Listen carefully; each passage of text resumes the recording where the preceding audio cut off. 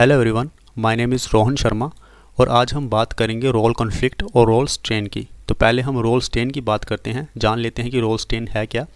लेकिन उससे पहले एक एग्जांपल लेना चाहूँगा। मान लीजिए आप एक एम्प्लॉई हैं, एक कंपनी में काम करते हैं और कंपनी ने आपको एक पोस्ट दी है, मैनेजर की पोस्ट। एक ही आपका सोशल रोल है, ओनली वन गिवन रोल।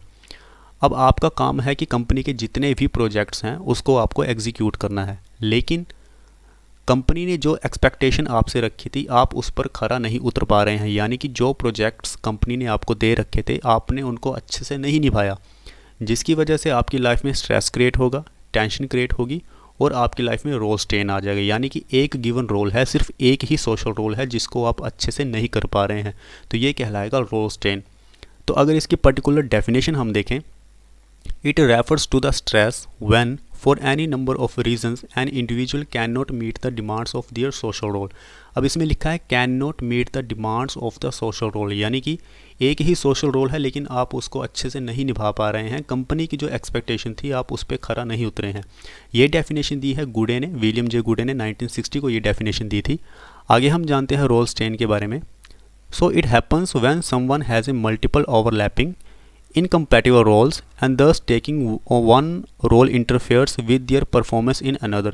अब एक ही सोशल गिवन रोल उसको दिया गया है, वो था मैनेजर का, लेकिन उसको भी उसने अच्छे से नहीं किया, जिसकी वजह से जो उसके दूसरे रोल थे, मान लीजिए एक हस्बैंड का रोल है, एक सन का रोल है, वो उसको भी अच्छे से नहीं निभा पा रहा है। तो रोल स्ट्रेन से हमारे जो दूसरे रोल्स होते हैं उन पे भी हमें प्रभाव देखने को मिलता है।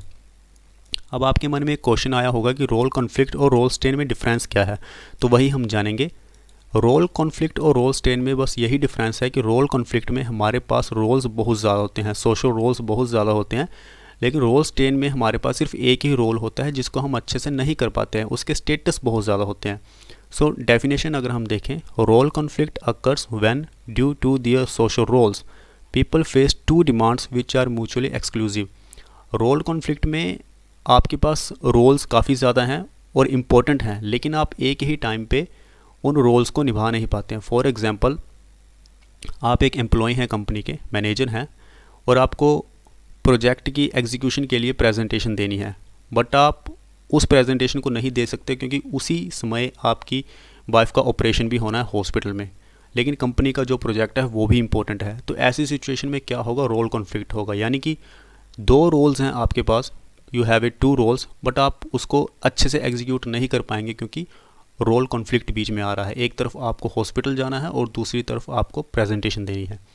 But in case of a role strain, roles के बीच में कोई भी कॉन्फ्लिक्ट नहीं होता, बस रोल आप अच्छे से नहीं निभा पाते हैं। When a person facing a single role having multiple status it means that it occurs within a single role. यानी कि एक ही रोल है लेकिन आप एक्सपेक्टेशन के ज़रिए अच्छे से उस पर नहीं उतर पा रहे हैं, तो ये है रोल स्ट्रेन। अब गुडे कहते हैं कि अगर इस तरह का रोल स्ट्रेन आए तो एक पर्सन को क्या करना चाहिए, उसे कैसे इसको रिड्यूस करना चाहिए, कैसे वो अपने स्ट्रेस को कम कर सकता है। तो सबसे पहले वो बात करते हैं कंपार्टमेंटलाइजिंग की, यानी कि वो अपने काम को डिवाइड कर दें या फिर उसके बारे में सोचें ही ना और वही काम करें जो सबसे ज़्यादा ज़रूरी है।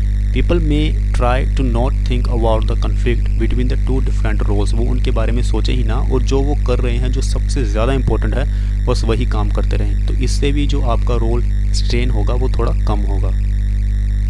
सेकंड है delegating to others.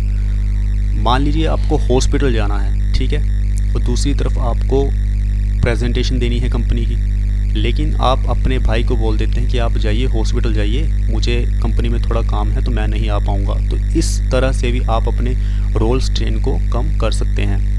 Third one is the giving up a role. अगर आप अच्छे से काम नहीं कर पा रहे हैं, मान लीजिए अगर कंपनी ने आपको एग्जीक्यूशन के लिए बोला है प्रोजेक्ट का, लेकिन आप उसको अच्छे से एग्जीक्यूट नहीं कर पा रहे हैं, तो आप उस रोल को छोड़ दें, कोई और रोल कर लें। अगला है taking on a new role, यानी कि सपोज दैट कंपनी आपकी प्रमोशन ही कर दे और आपको कहे कि आप अभी ये काम ना करें, आप दूसरा काम करें, आपको दूसरी रिस्पॉन्सिबिलिटीज़ दी जा रही हैं, तो इसे कहते हैं प्रमोशन।